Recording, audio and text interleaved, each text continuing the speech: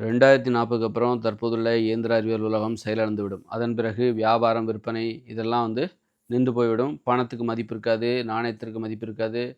இப்படிப்பட்ட ஒரு சூழலில் உப்பு என்பது உற்பத்தி செய்து அதை மக்களுக்கு விற்பனை செய்கிற, விநியோகம் செய்கிற நடைமுறை இல்லாமல் போய்விடும். அதனால எல்லா மக்களும் கடற்கரைக்கு போய் அவங்கவங்களுக்கான ஒரு தற்சார்பு வாழ்க்கை முறை வரப்போகுது. 2040க்கு அப்புறம் இந்த இயந்திர அறிவியும் ஃபெயிலியர் ஆயிடும். இந்த கவர்மெண்ட் எல்லாமே ஃபெயிலியர் ஆகும். பள்ளிக்கூடம், கல்லூரி, மின்சாரம் எல்லா உற்பத்தியும் நின்னு போயிடும். போக்குவரத்து வாகனங்கள் எதுவுமே இருக்காது. இப்படிப்பட்ட சூழல்ல உங்களுக்கு உப்ப யாரும் கடைன்னு ஒண்ணு கிடையவே கிடையாது. கடையில போயிட்டு நீங்க எதுவும் வாங்க முடியாது. உங்களுக்கு தேவையான அனைத்தையும் நீங்க தான் உற்பத்தி பண்ணணும். கடையில போய் பணம் குடுத்து வாங்குற நடைமுறை பணத்துக்கே மதிப்பு கிடையாது. அப்படிப்பட்ட ஒரு காலத்தில உப்பு என்பது உங்களுக்கு கிடைக்காது. 2040க்கு அப்புறம் உப்பு என்பது கிடைக்காது. உங்களுக்கு தேவையான உப்ப நீங்க கடற்கரைக்கு போய் நீங்களே உற்பத்தி பண்ணி எடுத்துட்டு வருவீங்களா? எப்படி உற்பத்தி பண்ணணுங்கிறது உங்களுக்கு தெரியுமா?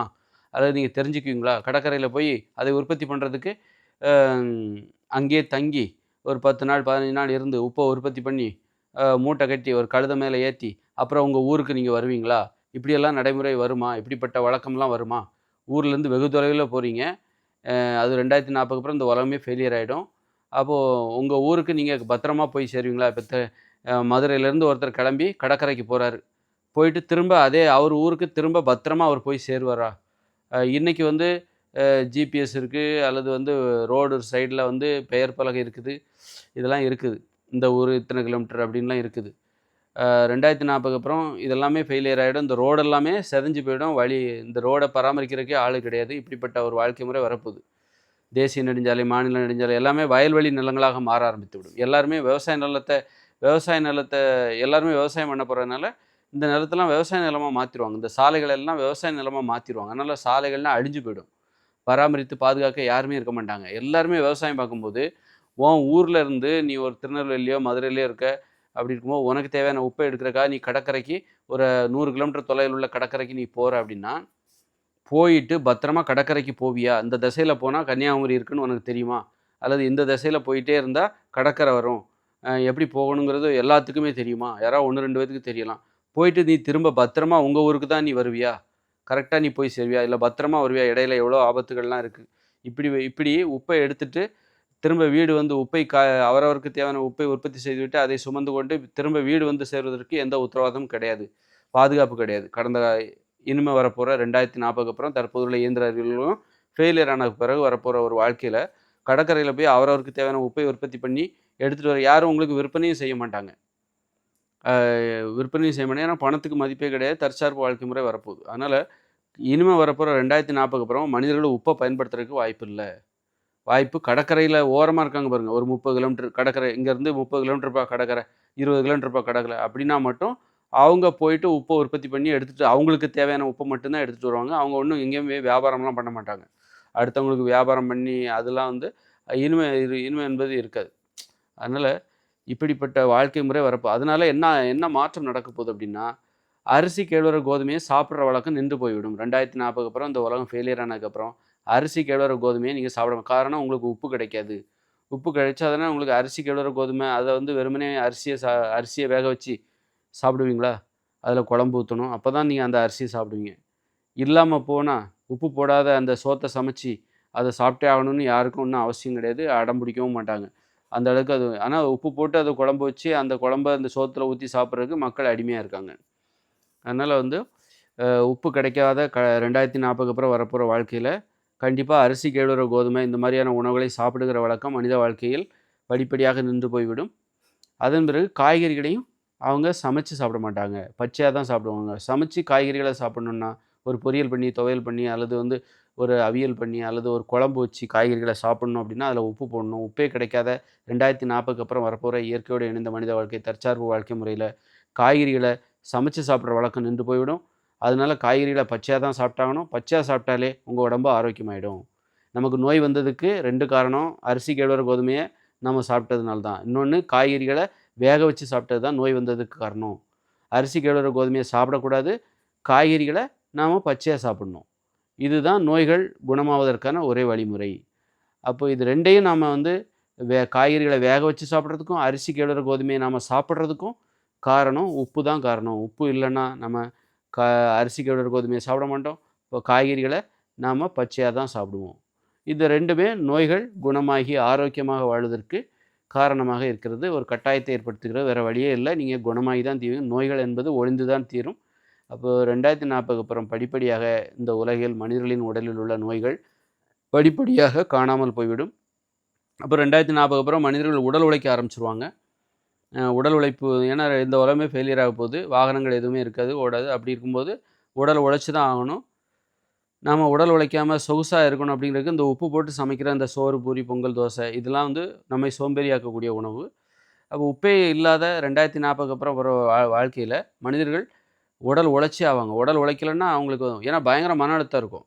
ஏன்னா உப்பே அவங்க எடுத்துக்க போகிறதில்ல. கிடைக்காது அவங்களுக்கு. உப்பே இல்லாதனால அவங்க உப்பு போட்டு சமைச்சு எதையுமே சாப்பிட போகிறதில்ல. அதனால அவங்களுக்கு ஒரு மன அழுத்தம் பயங்கரமாக இருக்கும்.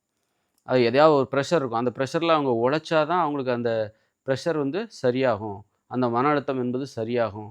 அப்படிங்கிற பட்சத்தில் எதையாவது செய்யணும். ஏன்னா இன்றைக்கி வந்து நீங்கள் உப்பு போட்டு சமைச்சு சாப்பிட்றதுனால தான் உங்களுக்கு எல்லா வித திருப்தியும் இந்த உப்பு போட்டு சமைச்சு சாப்பிட்ற இந்த உணவு கொடுத்து விடுகிறது. அதாவது என்னென்னா அரிசி, கேழ்வரகு, கோதுமை இதெல்லாம் வந்து உங்களுக்கு வாழ்க்கையில் வந்து காதலிக்கணுங்கிற அவசியம் இல்லை. விளையாடணுங்கிற அவசியம் இல்லை. ஆடணும், பாடணுங்கிற அவசியம் எதுவுமே இல்லை. இதில் எல்லா வித திருப்தியையும் இந்த உப்பு போட்டு சமைச்சு சாப்பிட்ற இந்த உணவு தந்து அதனால தான் நம்ம உழைக்கிறது கிடையாது. உப்பே இல்லாமல் நீங்கள் உணவை சாப்பிட்றீங்க, பச்சையாக சாப்பிட்றீங்க, பழங்களையும் காய்கறிகளையும் பச்சையாக சாப்பிட்றீங்க, அரிசி, கேழ்வரகு, கோதுமை நீங்கள் சாப்பிடவே இல்லை அப்படின்னா உங்களுக்கு ஒரு மன அழுத்தம் பயங்கரமாக இருக்கும். நினச்சி பாருங்கள், நீங்கள் கற்பனை பண்ணி பாருங்கள்.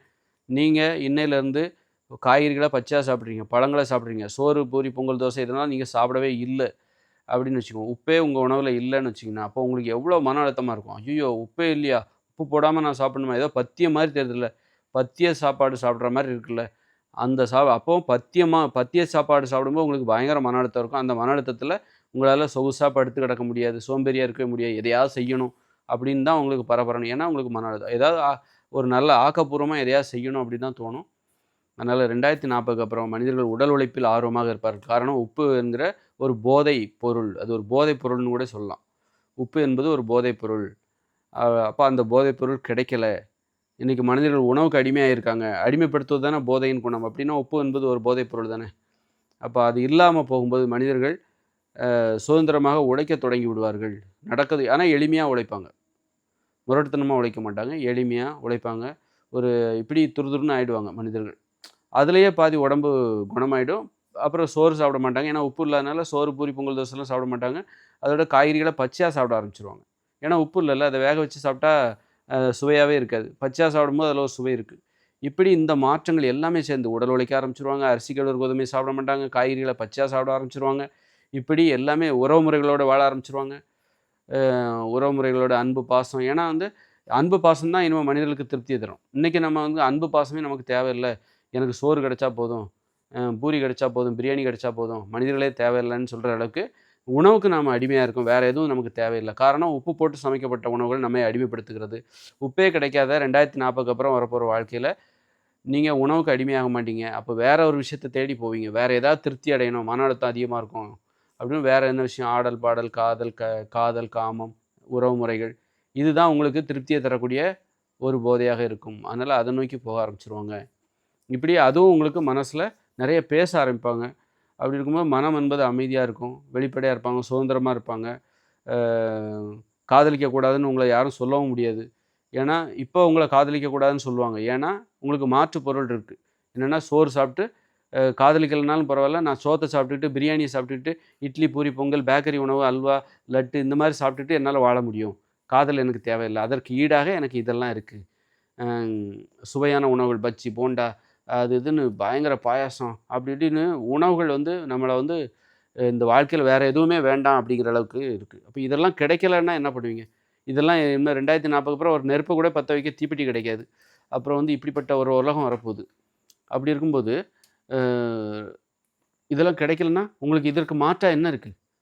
சுவையான உணவுகள்லாம் உங்களை அடிமைப்படுத்துகிற சுவையான உணவுகள் கிடைக்கல அப்படின்னா இதற்கு மாற்றாக உங்களுக்கு என்ன இருக்குது அப்படின்னா காதல், அன்பு, பாசம், நட்பு, ஆடல், பாடல், விளையாட்டு, காமம் இதுதான் வந்து இனிமேல் மனிதர்கள் வாழ்வதற்கான நம்பிக்கையாக திருப்தியை தரக்கூடிய ஒரு விஷயமாக மாறப்போகிறது. உணவு அடிமைத்தனம் 2040ஓட முடிஞ்சுது. அதுக்கப்புறம் உணவுக்கு அடிமையாக முடியாது. ஏன்னா உப்பு என்பது மனிதர்களுக்கு கிடைக்காது. அதனால இப்படி எல்லா வகையிலயும் மனிதர்கள் ஆரோக்கியமா, மகிழ்ச்சியா வாழப் போறாங்க. அதனால அவங்க உடம்புல 2040 அப்புறம் படிப்படியா நோய்கள் குணமாகிவிடும். நோய்கள் என்பது காணாமல் போய்விடும். நோய்கள் என்பது தற்காலிகமானது. அது நிரந்தரமானது கிடையாது. அது அந்த அளவுக்கு வலிமை கிடையாது. நிரந்தர இடம் பிடிக்கிற அளவுக்கு நோய்களுக்கு வலிமை கிடையாது. ஆரோக்கியம் தான் வலிமையானது என்பதை நான் இந்த வீடியோ மூலமா சொல்லிக்கிறேன்.